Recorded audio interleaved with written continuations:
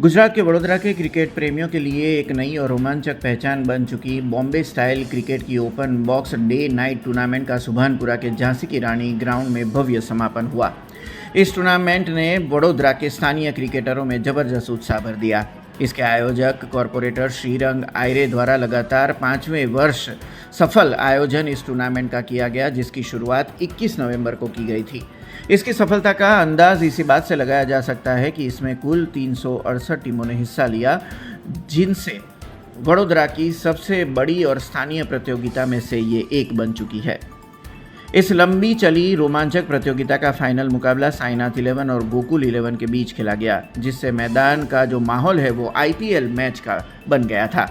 दोनों टीमों का स्वागत इवेंट लाइट्स के बीच हुआ और पूर्व कॉरपोरेटर राजेश आयरे ने टॉस उछाला, जिसे गोकुल 11 ने जीत कर पहले बल्लेबाजी का फैसला किया।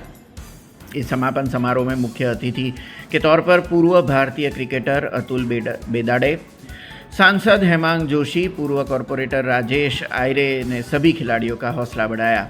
आपको बता दें कि ये अहम मुकाबला बेहद रोमांचक रहा और अंत में गोकुल 11 ने शानदार जीत हासिल की। समापन के बाद राजेश आयरे ने भावुक होते हुए कहा कि आज कोई जीता नहीं, कोई हारा नहीं है, आज वार्ड नंबर 9 की जीत हुई है।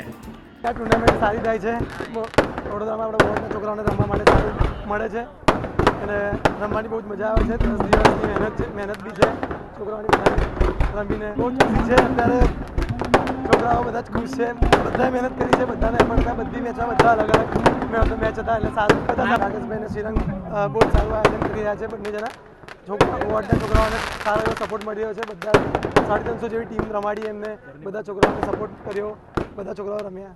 શ્રી શ્રીરંગ રાજેશ આયરે અને સમગ્ર ટીમ દ્વારા આયોજિત Bombay style box cricket tournament કે જે ડે નાઇટ ટુર્નામેન્ટ છે અને 368 કરતાં વધારે ટીમોનું આમાં રજિસ્ટ્રેશન થયું છે। હું માનું છું કે આજના જમાનામાં જ્યારે સોશિયલ મીડિયાના પ્રવાહથી જે યુવાધન છે એ ભટકી રહ્યું છે, ત્યારે આ પ્રકારે રમતગમત દ્વારા એમને જોડી અને ખૂબ સારો સંદેશો અને ખૂબ સારો પ્રયાસ એ સમગ્ર આયરે પરિવાર દ્વારા દર વર્ષે થતો હોય છે। આ વર્ષે પણ આટલું અતિ ભવ્યાતિ ભવ્ય આયોજન કરવામાં આવ્યું છે, તે બદલ શ્રી શ્રીરંગભાઈ આયરે, શ્રી રાજેશભાઈ આયરે અને સમગ્ર આયરે પરિવાર અને એમની સમગ્ર ટીમને હું ખૂબ ખૂબ અભિનંદન સહ શુભેચ્છાઓ પાઠવું છું। આજે હમણાં જ આ જે ફાઇનલ મેચ રમાવા જઈ રહી છે અને મારી સાથે આપણું વડોદરાનું ગૌરવ અને ક્રિકેટ જગતનું ખૂબ મોટું નામ એવું આદરણીય અતુલભાઈ બેદાડે પણ ઉપસ્થિત રહ્યા। અમે પણ થોડું બેટ બોલમાં અમારો હાથ અજમાવ્યો। પોલિટિક્સ જેટલું ક્રિકેટ અમને આવડતું નથી, પરંતુ અતુલભાઈ સાથે રમી અને મને પણ ખૂબ ગર્વ અનુભવાય છે। રમશે વોર્ડ નંબર 9, જીતશે વોર્ડ નંબર 9। માનનીય પ્રધાનમંત્રી શ્રીનો જે આહવાન છે કે ફિટ ઇન્ડિયાના કેમ્પેનિંગ સાથે અમે આ વોર્ડ નંબર 9ને એક તંદુરસ્ત વાતાવરણ મળે અને એ તંદુરસ્ત વાતાવરણ કઈ રીતના મળે તે સાથેના અમે પ્રયત્ન કર્યા હતા।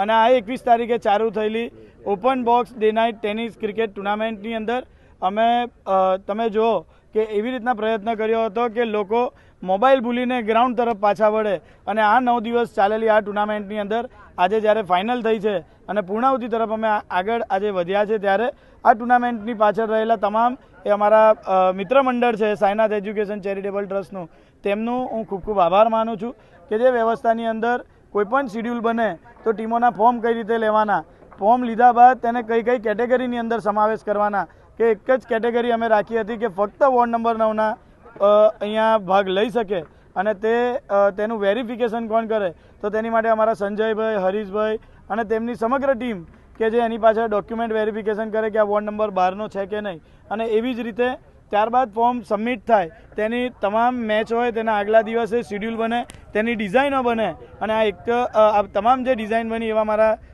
મારો નાનો ભાઈ અને મારો મિત્ર છે એવો પ્રેમ જે દિવસ રાત જાગીને આની ડિઝાઇનો બનાવતો હતો। સાથે આ ટુર્નામેન્ટની અંદર પહેલા દિવસથી જ્યારે મેચો શરૂ થઈ, આ જે ગ્રાઉન્ડ તૈયાર કર્યું છે તમે જુઓ કે કોઈ એવું ગ્રાઉન્ડ નથી કે ડાયરેક્ટ અહીંયા બાઉન્ડ્રી બનાવીને ફરાસખાનું લગાવીને અહીંયા ક્રિકેટ ચાલુ કરી દીધું હોય। આ ગ્રાઉન્ડને મેન્ટેન કરવા પાછળ અમારી જે રિલાયન્સ જે અત્યારે અને બીસીએના જે ગ્રાઉન્ડ મેન્ટેન કરે છે એવા દુષ્યંતભાઈ અને તેમની ટીમને અહીંયા દિવસ રાત આ ગ્રાઉન્ડની પાછળ મેન્ટેનન્સ કરવા માટે અમે મૂક્યા હતા। हमसे जुड़े रहने के लिए हमारे YouTube चैनल को सब्सक्राइब करें और नई वीडियो की नोटिफिकेशन के लिए बेल आइकॉन को दबाएं।